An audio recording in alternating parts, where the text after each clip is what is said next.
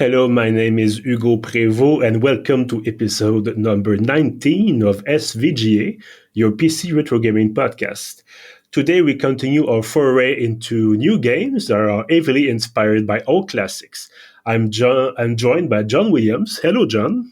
Hi. Thank you for being on the show. Yeah, thanks for inviting me. John, you are one of the two developers, I think, currently working on DORF, which is a real-time strategy game. Could you tell us a bit more about the game? Yeah, it's essentially like a classic 2.5D kind of Tiberian Sun like RTS, just kind of born out of the fact that not very many of those games still exist. Mm-hmm. So, we wanted to develop something like that. I'm the artist for the game. I have a background in 3D modeling, 3D animation. The other developer, Thomas, he is the programmer. It's all built in OpenRA, the freeware kind of open source recreation of Red Alert. Mm-hmm. But it's heavily modified. He's doing a lot of work in CS to create new mechanics for the game that wouldn't be possible in normal OpenRA. And and you said, of course, like we said, it's a real-time strategy game. Was there a specific reason? I know you're inspired by the classics, but did you just woke up one day and decided to put your talents at this use? Yeah, it's kind of an idea I've had in my head for a long time. I remember I would just draw when I was in college. I would just draw little sketches of like, oh, this would be a cool. I would like for this to be a game, but it's like, it was essentially just a dream. I didn't really have serious ambitions of that being an actual game. But over time, I when I was taking classes, I took a class where we used Unity, and I thought, oh, maybe it's more possible to actually get this done. It doesn't have to be like a huge studio project. And eventually I just came across the OpenRA community, and I just thought, oh, this was cool. I didn't immediately think this would be cool to make like a my own game in, but it was more of a process of seeing how moddable it was. Mm-hmm. And initially, the project just started as essentially just a mod for OpenRA. It wasn't like a commercial. I didn't have like commercial ambitions with it. I just thought, oh, this will just be a fun mod. But over time, I realized, oh, I could actually make something with this. I could get more ambitious with this. Mm-hmm. We said it already once again. It is inspired by Command & Conquer and StarCraft and other classics from that era. I'm guessing you played those games when you were younger? Oh, yeah. I played a ton of CNC and StarCraft. Although it's funny, people always, this is kind of a tangent, but people always say, oh, this looks more like KK&D than CNC. Just something people always throw out, which I played those games a couple years ago, but I never played them as a kid, and I see the resemblance, but it's not explicitly inspired by those games. But yeah, it's definitely more CNC inspired than anything, just because that's mostly what I played when I was a kid and a teenager. And do you plan to bring back cheesy FMV cutscenes as well? Or oh yeah, people always ask about that. It would be cool, I would think. I have I have a friend who does a lot of 3D printing, and like I've done a little bit of prop making. I made, I guess this is kind of a funny thing to admit, but I used to build like cosplay stuff. Like I made like a Warhammer Imperial Guardsman. This was like a long time ago. This was like 15 years ago. And I thought, maybe that could factor into it a little bit, but I don't think I'll be doing the FMV cutscenes just because, I guess logistically speaking, I have someone helping me doing some of like the high-res 3D models. I don't know if you've seen in some of the previews I've posted, but I have almost like StarCraft style unit portraits, and they're all done in they're just CG. and it it would just be more efficient just to do CG cutscenes, StarCraft style. Yeah, but I guess at the time they were limited in what they could do with, once again, computer animation and so on. Yeah, all that FMV stuff from back then, it was really just born of the fact that CGI back then was like disturbing looking and expensive. But now it's just easier just to make, just make something in Maya or ZBrush than it is to actually physically film something. Mm-hmm. And that brings me to my next question, because obviously you wanted to give it a retro feel and retro aesthetic and so on, and this is why, in part, why we talk today. But is there also a possibility to be limited? Because today we have a bunch more mechanics, for example, that we can use in games. But when you try to insert these mechanics into, you told me it was a modified version of OpenORA, but still it's based on what was available at the time, in part in the mid-90s. So is there a time where you will have these ideas that we could do this and that, but even if the engine has been modified, it's impossible to add everything you will want to add into this game? Yeah, I mean, well, feature creep has been a concern. There are a lot of mechanics that I want to add that I haven't been able to show off simply because they haven't been worked on. Mm-hmm. So I guess the game is kind of like it's kind of a balance between wanting to sort of pay tribute to those old, like to CNC and to a lesser degree StarCraft, but then also not feel like just a clone of those games, because I think that's a problem a lot of indie developers fall into, a trap that they fall into. I mean, I guess it depends on your perspective. Maybe you wouldn't, some people might not consider this a bad thing, but certain games kind of just feel like a clone mm-hmm. of older games. And I wouldn't want it to feel like, I wouldn't want anyone to play this game and to feel like, why am I playing this? I could just play CNC. That's just a better game. I could just play StarCraft. Those are better games. So I want it to feel a little bit like CNC and like some of those old games, but also have its own identity, not just visually or maybe in terms of the art style, but just also in terms of mechanics, because there are a lot of things that I haven't been able to show off yet because they're not completed, but a lot of planned mechanics we have that will separate it from other RTSs, or there's things that have been in other RTSs but haven't really been in a CNC-like game. A lot of it is just taking ideas from other games and mm-hmm. trying to get it to work into one game. We said this before, you are a team of 2 people. You do have a Patreon page, but you're not getting $10,000 a month to create that. Would you describe this as a labor of love? Yeah, I would say it's a labor of love, although I'll admit I'm not, how would I put this? I've been in a financial position to basically be able to work on it mm-hmm. for more than I would if I were working full time. And so it isn't, I don't want to come off as just, I'm just working.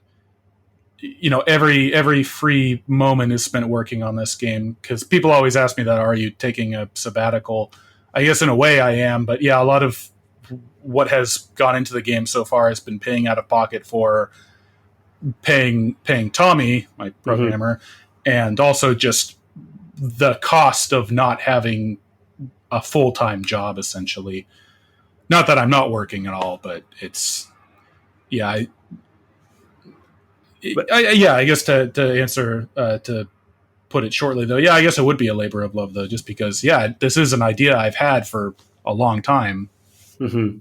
But I wasn't saying that it was necessarily a bad thing. It's just that there's a lot of cases where people want to develop their game, and funding is sometimes hard to come by, and so on and so on. And so they are ultimately limited in what they can do. Yeah. And so I'm guessing it's a good thing in the sense that you have the possibility to spend more time doing this project and maybe being less afraid to just have to cancel everything because you have to eat. That's what I'm saying. Yeah, I mean, there's been situations like that, and though it's also why I launched the Patreon. Is it's becoming kind of a problem because about a year ago, I guess financially I could just continue doing this, but now it's sort of like, oh, I need to finance it. Mm-hmm. Also, lots of people have asked, oh, is there a way I can support this project financially? And I kept putting it off. I kept thinking, well, the game isn't really ready, like even in a presentable way. Like, I have some units, I have some graphics, but there's tons of key systems missing. And I just kept putting it off. And eventually, just a couple weeks ago, I thought, okay, you know what? Enough is enough. I'm just going to make a Patreon, make a quick teaser trailer. The trailer wasn't very good. It's just kind of some random gameplay footage with fades, but I just recorded some stuff, threw it into Sony Vegas, and just put it on YouTube, just to have something. You also have a Twitter account. This is basically where I found you, actually. That's definitely where most people have found the account. I found the game. Yeah, and have been a few videos posted there. What's the feedback so far? Oh, yeah, well, there's a lot of hype for it. I see a lot of people excited, like, people... Not that there aren't indie RTS games, but there aren't really that many, and then most of them are 3D. I know it's just like a purely graphical thing, but I think there's a lot of love for that kind of like pre-rendered isometric look, like not even just for RTSs, but you see a lot of love for like Fallout, for like Planescape, those, Diablo, those sorts of games. I think it's just an aesthetic that people really like, and you don't really see that very often. And I think there's just excitement just over that, and there's so many people that I've seen who've just like, oh, this is really cool. Like, I've had some, kind of big name people, Mandalore Gaming, found my Twitter account. I thought that was really cool. He's like, oh, this is a really cool project. I'll follow this. Well, that's pretty nice indeed. And let's face it, it has been a difficult, let's say, decade or so for RTS players, having good games come out and so on. And it seems like this trend is slowly ending with, I think next year there'll be, these are AAA examples, but Homeworld 3 is coming out, Companies of Heroes 3, a few other games like that. Is it inspiring to see that the industry at large is finally coming back to this kind of game that we saw a lot in the 90s, of course, and the beginning of the 2000s, but it then eventually somehow disappeared? Yeah, it definitely seems like there's more of a renewed interest in RTS games now over the past couple of years, because there's definitely a lull in RTS games, like I think starting in like the late 2000s. It was like Supreme Commander was like the last like big one, and I guess tangentially I've taken some ideas from that game too. I always liked how well that game played, where you can automate a lot of the procedures in the game, so you don't have to micromanage everything. But that's an aside. But yeah, definitely Supreme Commander was like the last kind of big one that I think a lot of people played. And then after that, they started becoming more... There still were RTS games, but they either weren't very popular or they were more like tactical, like like Company of Heroes 2. I guess that's still like an RTS, but they were more small scale. Or like Dawn of War 2, I think, was also kind of a turning point, because that's where it moved away from traditional RTS, base building resources, and went kind of all in on like the almost towards like a MOBA type game, but with multiple units. Yeah, I see what you mean. And going back to your game, once I get on the Patreon page, there's a list of features that you want to add or modify to to provide a better experience for the players ultimately. How far would you say you're how far are you in the development of that game? That's kind of a tricky question because people always ask me, oh, like they think the game is like, oh, I'm almost done with the game. I just need another month. Like for some reason, people have that impression, and I'll be honest, it's probably going to be another 2 years at least. Because I'm just one guy. I'm doing not all the art assets, but most of the art assets. I have a friend doing some of like the high res character models and some other little things, and then Tommy doing the custom code to add new features.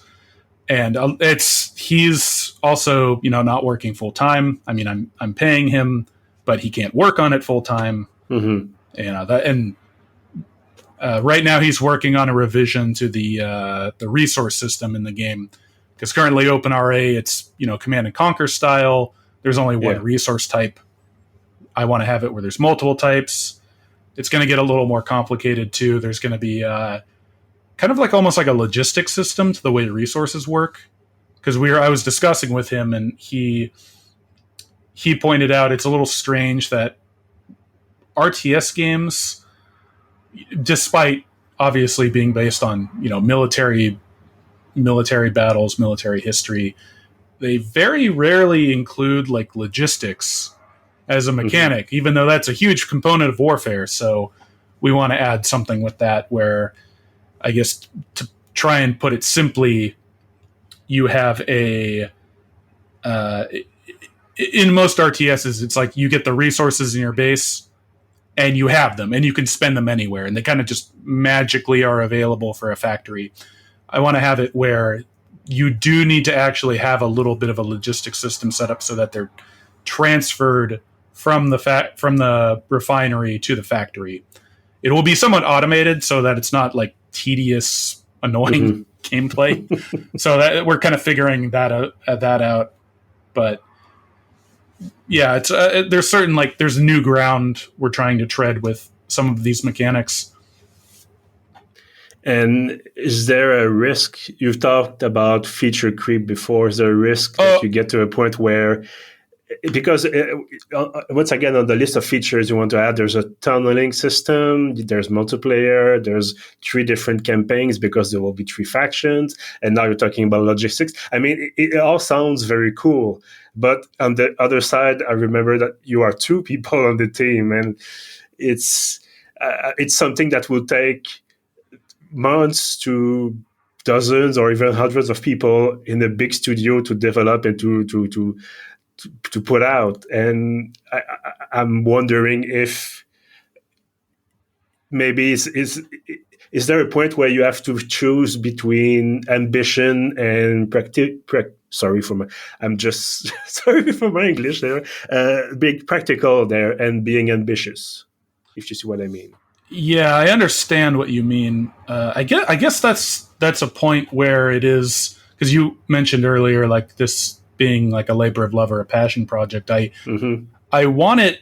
I guess maybe this is just being naive, but I do want all these features, even if it is in a way feature creep. But I don't know. Even though it seems like we're kind of moving slowly, I think I don't know. I think we can get all these features in. I mean, it'll still be another 2 years. I think maybe longer, just because there are all these other systems we need to add.